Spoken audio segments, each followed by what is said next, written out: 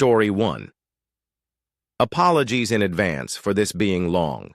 We have a big outdoor music festival here every year that is in a large park downtown. They also shut down the streets around it as well as use the Civic Center right by the park. When I was 17, we went like my then GF and I did every year. Well, it was the last day of the event and it was coming to an end on Sunday night. As we were sitting in front of the stage for one of the last acts, I get the ever-so-dreadful churning and gargling in my stomach that I always know is going to end in diarrhea. The porta potties are about football field away, and they always had long lines, so I decide to tough it out since I was about to head home. It progressed further to the point that I'm starting to sweat and getting sharp pains as we begin packing up and walking out. I have to walk about 4 blocks over to a parking garage, where I and they, her family, are parked. So we get there.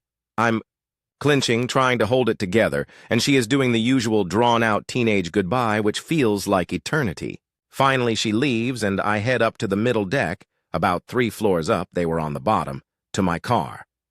As I walk toward my car, she calls my phone and informs me she has my keys still, were in her purse, and to come back down and get them. Now, at this point, it has rapidly progressed to the point I am Penguin walking around this parking garage about to lose the good fight.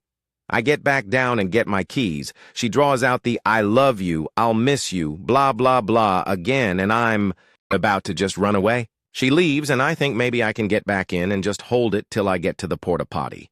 No dice, since the event was over, they wouldn't let anyone back in. I make it back to the garage, dripping buckets of sweat, having to stop every 10 FT or so to clinch and wait for the all-temporary clear. There is no public elevator in this garage, so I'm between floors in the stairwell when it's game time. Nothing could hold it back. It was as if someone had kicked me in the stomach and there was no holding back. I fling my pants boxers off and the most horrible chunky liquid spews out. There is so much of it that it starts running down the stairs. And all of a sudden, click, shh. The door on the bottom floor, 2 flights of stairs below me, open. I quickly wipe my bottom with my boxers and throw my pants back on. As I'm entering my floor's door, I hear, OMFG, OMG, OMG, OMG, WTF. I hop in my car and take off. Flash forward to the next day. We are sitting around watching TV and they run a news story about the event. Apparently, the doorway I lost it at was also the floor that has the entrance to the mayor's office. They are looking for the vandals, and there may be a reward for any information. At this point, being 17, I'm freaking out thinking, what if cameras saw me? What if they saw my car and start questioning people? What if they DNA test the poo? My GF is utterly disgusted at the story and thinks people like that should be put down. A few days later, I get a call from the police department that I need to come down to the station. I'm, of course, freaking out, immediately turn pale white, according to my mom. We make it down to the station, and I am at the point of being in tears thinking I'm going to jail. Turns out they had recovered my stolen car stereo that was stolen a few months back. They just needed me to sign off on it. To this day, I have told no one of this story. Reddit, you are the first. Story 2. I was 17, alone, and fueled by a dangerous mix of hot pockets and apathy. I stared at that microwave and thought, what if? Just what if? The rules don't apply to me, so I put a fork in there, full metal, full send. Sparks flew, like literal fireworks. The microwave made a noise I can only describe as an electrical scream. I panicked and unplugged it like I was defusing a bomb. The microwave never worked right again. Every time it ran, it smelled like burnt toast and gave my Hot Pockets a weird metallic taste. My mom blamed it on cheap appliances. I said nothing. I've lived with the guilt. Anyway, that was 10 years ago. I'm now an electrician. I still don't trust microwaves. Story 4. I was sort of responsible for the massive internet outage that happened 4 years ago in NZ, New Zealand, 2nd Sept 2021. No, I'm not saying I'm Mr. Robot. I was a stupid 18-year-old playing around with some Kali Linux software. It's a cheap, annoying trick I'd used a few times before. It's more commonly known as DOS, denial of service, very different and often confused with the well-known DDoS, distributed denial of service. One night, I wrote a script that ran, "This software in a loop, targeting an unsuspecting neighbor." A few minutes later, my internet died. Not just my internet, most of the country. Quoting from Stuff NZ. During lockdown, Vocus NZ initially reported a DDoS attack on their network, but later clarified it was actually a DOS attack on one of their customers. Essentially, my localized DOS attack was mistaken by Vocus for a DDoS, prompting them to deploy a mitigation rule that was misconfigured from the start. Online banking, card payments, general internet use were all down, simply because their mitigation plan had bugs.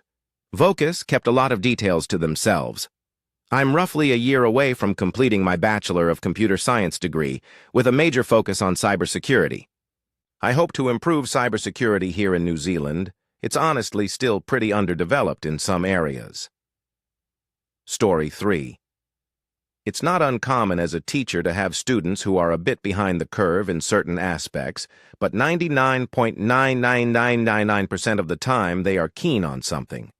They might not understand how to identify a noun or what theme is, but they somehow know how to make a mean plate of nachos. You learn pretty quick to not judge fish for their tree-climbing ability, you know? I thought this was the rule when I was teaching until I met Kevin. Kevin isn't his real name, but it doesn't matter because he can't spell it anyway. Kevin was a student of mine during my last year of teaching. He came to my classroom with very little to show for his academic past. He had moved a few times and thus was missing a lot of typical test scores that we use to try and ballpark their ability. Don't worry, it was a ballpark. We didn't make major decisions until we actually had a chance to talk and work with a student for a bit. I thought, that's fine. I'll just do some one-on-one with Kevin and see what's up. One-on-one with Kevin was like conversing with someone who'd forgotten everything in a freak, if not impossible, amnesia incident. There was no evidence that he had learned anything past the second grade, and now he was in 9th grade. Flabbergasted, I figured we needed to get more serious with this. If he was going to be in my class, I needed to know why and how.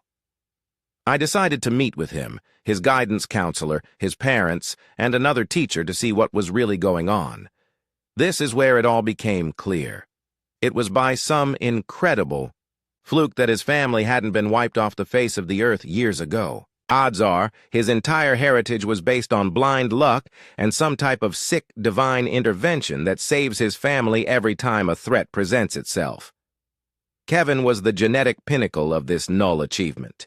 Even my instructional lead, a woman, who could find a redeeming trait in a Balrog, failed to see any reason this kid or his family should be alive today. So here's a list of events that made it abundantly clear that God exists, and he's laughing uncontrollably. Kevin frequently forgot when where class was. On more than one occasion, I had to retrieve him from other classrooms. Kevin ate an entire 24-pack of crayons, puked, and then did it again the next day. This is 9th grade. I have no idea where he got crayons. Kevin's dad wrote tuition checks and mailed them to me, his English teacher. This was a public school. When I gave it back to Kevin, voided, to give to his dad with a brief note explaining that this is a public school, Kevin got in trouble for trying to spend it at 711 after school. Kevin was removed from the culinary arts program after leaving a cutting board on the gas stove and starting a fire. Twice Kevin threw his lunch at the school resource officer and tried to run away. He ran into a door and insisted it wasn't him. Kevin stole my phone during class. I called it. It rang. He denied that it was ringing. Not that it wasn't his. Not that he did it. No, he denied that the phone was actually ringing. He tried it 3 times before the end of the year. Kevin called the basketball coach a motherfucking bitch during gym. Basketball tryouts were that afternoon. Kevin tried out. It didn't go well. Kevin's mom could never remember which school he went to. She missed several meetings because she drove to other schools, none of which he ever went to. Kevin tased himself. In the neck before a football game, Kevin kept a bottle of orange Kool-Aid in his backpack for about 4 months. He thought it would turn into alcohol. He drank it during homeroom and threw up. Kevin say the N-word a lot. Kevin was white. The high school was 84% black. Kevin got beat up a lot. Kevin stole another student's iPhone and tried to sell it back to them. Kevin didn't understand that his grade was dependent on tests, quizzes, homework, classwork, and participation. Kevin finished his first semester with a 3% average. He tried to bribe me with $11. Kevin spit on a girl and said, "You should get out of those wet clothes." The girl was the Spanish student teacher. Kevin didn't know dogs and cats were different animals. Kevin tried to download porn onto a computer in the library, at the circulation desk, while he was logged on. Kevin asked a girl to prom, he was in 9th grade and freshmen don't go to prom, by asking for her phone number and then texting her his address. Kevin got gum in his hair, constantly. Kevin regularly tried to cheat on assignments by knocking the pile over, grabbing one before I had picked them all up, and then writing its name on it wherever there was room. Kevin had several allergies, but neither his parents nor he could remember what they were. They were very concerned that the holiday party, it's high school, we don't have those, would have peanuts. When they finally got a doctor's note, he was allergic to amoxicillin. Kevin and his parents took a trip to Nassau. How the fuck did they even get airline tickets? And forgot all their luggage at home. I didn't believe him when he told me, until I talked to him mom, who told me first thing, when I saw her at the bi-weekly meeting. Kevin's grandfather apparently died in a chainsaw accident. I can only assume God was looking the other way that day. Comments. I'm torn between, "This cannot be real," and "You can't make this shit up." Kevin and his world were very real. He was simultaneously everything wrong and everything right with the world.